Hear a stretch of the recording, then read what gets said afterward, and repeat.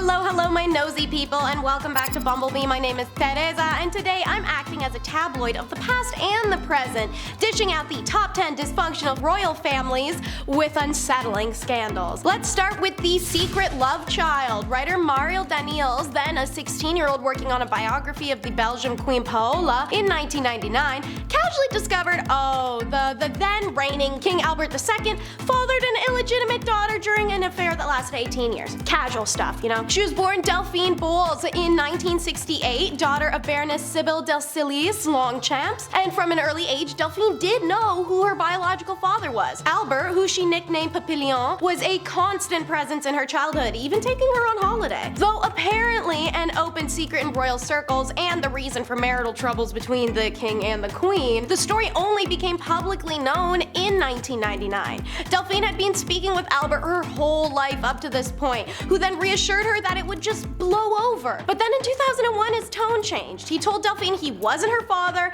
and broke off their contact, leaving her in a state of shock. She eventually launched a legal action to secure recognition in 2012, but it dragged on for years as Albert continued to deny paternity. But when he stepped down from the Belgian throne in 2013, he lost legal immunity, so off the court they went. And it was only in 2020, after court-mandated DNA tests proved irrefutably that the former monarch was the father of artist Delphine Bowles, Albert was finally forced to acknowledge he'd fathered a child out of wedlock 51 years prior. And when it comes to siblings, you know what a big deal it is to say, "I call dibs"? William the Conqueror, the first Norman king of England, had 4 sons. One died before him, but William split his kingdom between his remaining. Robert, who was given Normandy, and William, who was given the whole dang throne of England. That left the youngest Henry just cold hard cash. William consoled Henry with the prediction that he would one day amount to much more than either of his siblings, who proceeded to make his life hell, stealing from him and locking him away routinely. Then in 1100, William, the older brother, dies in a hunting accident. Henry didn't even bring the body back. I'm not kidding, he got on his horse and he went around and galloped to secure the royal treasury in Winchester before rushing to London, where he was crowned on the 5th of August 1100. He was king before Robert, returning in triumph from the First Crusade, even knew the crown should have been his. Robert attempted to take England for himself, but Henry beat him back, and then after a few years took Normandy too. Robert was captured and Henry kept him in prison for the rest of his life. Henry ruled for 35 years in total and lost his only heir to the sinking of the White Ship, causing a royal succession civil war called the Anarchy.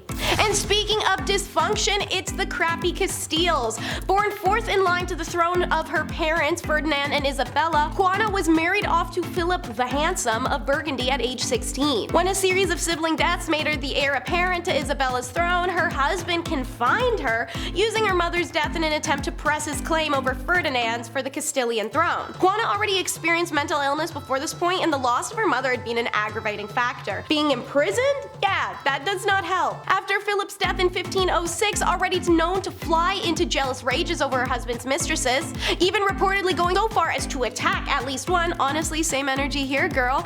Juana refused to part with her deceased husband's remains for a disturbingly long time and was said to have opened her husband's casket to embrace and kiss him. Juana's confinement continued for another decade after her father's regency until he died. Unfortunately, Juana's husband Philip had spread rumors about her madness when he was still alive, and her behavior after his death didn't help, so her son Charles, who became the Holy Roman Emperor, eventually took over for Juana as regent and then monarch. From then on, it was him who kept her imprisoned and created a fictional world to keep her isolated. No one actually knows if she was crazy or just experienced depression and lived in an era where men undermined her intelligence and constantly threw distressing BS her way. Next up is 2 sets of dirty duos. The extreme punishment of a perceived disgraced royal woman stretches back at bare minimum to, dawn of time.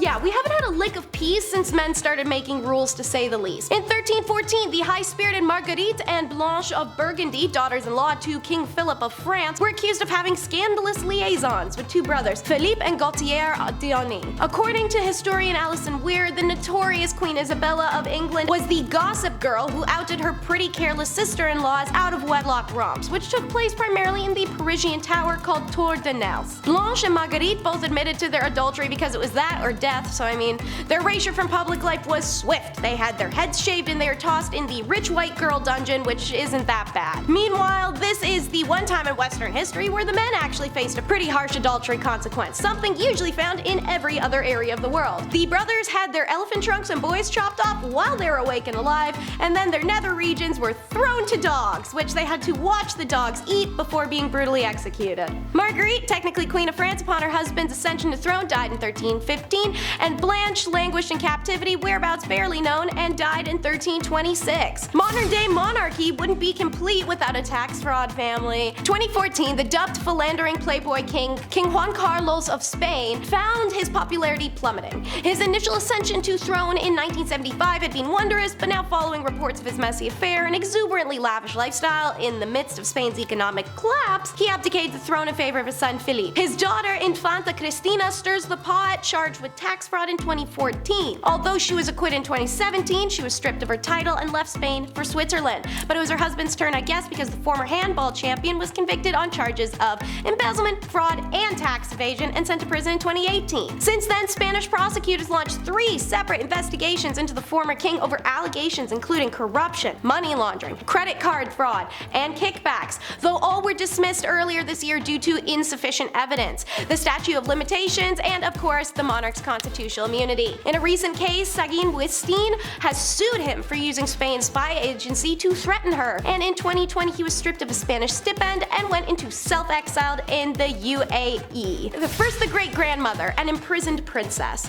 Starting in 1682, Princess Sophia Dorothea of Saly married the basic B-word George of Hanover. She didn't like him, his stupid court, or the mistress that dominated his life, so in 91 she starts her own affair with Philip Christoph von, hard last name, it sounds super Scandinavian. They're naturally very stupid, and their love letters get intercepted by Clara, Countess von Platen, who was Sophia's literal mistress-in-law, and Clara tells the whole royal family, who act like a mob and hire 4 dudes to kill Philip right outside of Sophia's apartment, in her line of sight. Then they took Sophia's kids away and told them to forget her existence. They imprison her at Alden House in Germany, and to save face, Sophia Dorothea is titled a duchess, allowing her to administrate over a small village, receiving dignitaries and other religious figures in her gilded cage, although she was only allowed to walk or ride on short bits of the road. It's said that the notorious hateful relationship between George I and his son George II was the cause of the disrespect towards his mother Sophia. She had died at Alden House in 1726, largely forgotten,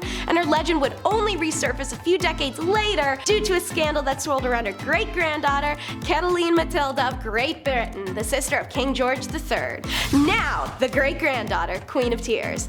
In 1766, at the age of 15, the daring and eccentric Catalina Matilda is married to cousin King Christian of Denmark, who suffered from being a massive insipid turd who grew up with untamed anger management and insecurities that made him into a deranged bully as an adult. Christian treated Caroline exactly how you would imagine from that description. He even delayed consummating their union for years, which is wildly unheard of. She traveled alone, no maids or family or rich folk stuff, to Denmark from England, and no one even told her he was a nutcase who would hate her. Yeah, no, by 1770 she was having her own affair with Johan Friedland Struensee, and the two lovers soon scandalized Europe by essentially taking over Denmark, issuing reforms and infuriating the nobility. Caroline Matilda was riding high, striding through the court in men's clothing, subverting the patriarchal codes of the day. In 772, Denmark's Queen Juliana Maria orchestrated a palace coup, and the increasingly tyrannical Johan is executed in April. Catalina Matilda is banished and disgraced. Her unacceptable conduct convinces her brother George that he could not welcome back this criminal sister into the English royal family. Ripped away from her children, she is sent to Celle Castle in Hanover, and like her great-grandmother, put under a sort of Gentile house arrest. Unlike her great-grandmother, she is allowed to walk through town, earning praise from commoners for her kindness and charity, because it doesn't count as a crime if he did it to himself. Most of the information we have about Crown Prince Sado, born in 1735, comes from the wife's autobiography, Queen Hayajian, written in 1805. She recalled what happened as his disease progressed. Prince Sado's mental health further deteriorated by 1757, following the death of the queen and his adopted grandmother. To release his emotions and frustrations, Sado began to beat the court eunuchs and staff. When that wasn't enough, he began to kill. Here's what his wife's account was of that. The first person he killed was Kim Hachia, the eunuch who happened to be on duty that day. The prince came in with the severed head and displayed it to the ladies in waiting. The bloody head, the first I ever saw, was simply a horrifying sight. As if he had to kill to release his rage, the prince harmed many ladies in waiting. I suffered so for this. His illness seeped deeper and deeper. Now that he was killing people, our quarters became a house of horrors, in which no one could be certain that they would not fall victim next. Eventually, Prince Sado kills his favorite mistress and threatens his own sister. In 1762, realizing the disgusting conduct would ruin the Korean family, his mother appealed to his father and they had to eliminate their own child. Since tradition dictated that his wife, Lady Hyajong, would have to die as well as their son if they punished Prince Sado, the king came up with a bizarre solution to safeguard the daughter-in-law and heir. On a sweltering day in July, the king forced Sado to step into a rice chest that would then be locked. So that way, technically, the disgraced prince had caused his own death. He died 8 days later. And I can't even give you a funny title for this one because it's just a lot. This is the Crop Top King. King Maha of Thailand, crowned in 2019, is a philandering train wreck hot mess. When his third wife dumped him, he tossed her parents in prison for 2.5 years for royal defamation. His earlier 2 marriages were equally rocky. He allegedly fathered 5 children with a mistress during his first marriage to his cousin, and then married said mistress. Later he dumped her and made her flee the country. When he was crowned prince, taking a page from Caligula, he appointed his pet poodle Fufu to the royal air chief marshal, then held 4 days of Buddhist funeral rites when the poodle died in 2015. He even took the pooch to a 2007 reception hosted by His Honor the US Ambassador Ralph Skip Boyce. Then there is the 70-year-old king's fondness for wearing crop tops and temporary tats. Check out this sick pic at an airport in Munich, strutting his stuff with a rolled up tank top, sagging jeans, and fake tattoos with the poodle in tow. Call this king a queen because he is serving! Belly-bearing bets have become the garment of choice for many young Thai pro-democracy protesters in rallies in recent years. They are looking to limit the powers of the king, who has become the richest monarch in the world, partly by amassing personal control of an estimated $43 billion in royal assets in 2018 that were historically overseen by an agency meant to manage the money for the benefit of the Thai people. His response for this was to ban crop tops. In July 2019, 2 months after the king married his 4th wife, his longtime mistress Siniat was made a royal consort in hopes of getting her to shut up and accept that he'd never marry her and make her queen. 2 months later, because this didn't work, he strips her of her titles, tosses her in jail until she can learn to behave, and after 10 months, she's released back to his custody for about 2,000 explicit images of them to get leaked to the entirety of the Thai community in a cyber attack, and everyone sees these guys. They're explicit. Obviously, I could keep talking about this guy and his gross scandals forever. There's no shortage of them, but instead, we'll stare at these airport photos again because man, what the hell am I seeing here? Alright, thank you so much for tuning in and I hope you enjoyed. Be sure to like and subscribe and comment down below if you think monarchy is even still necessary these days. I don't.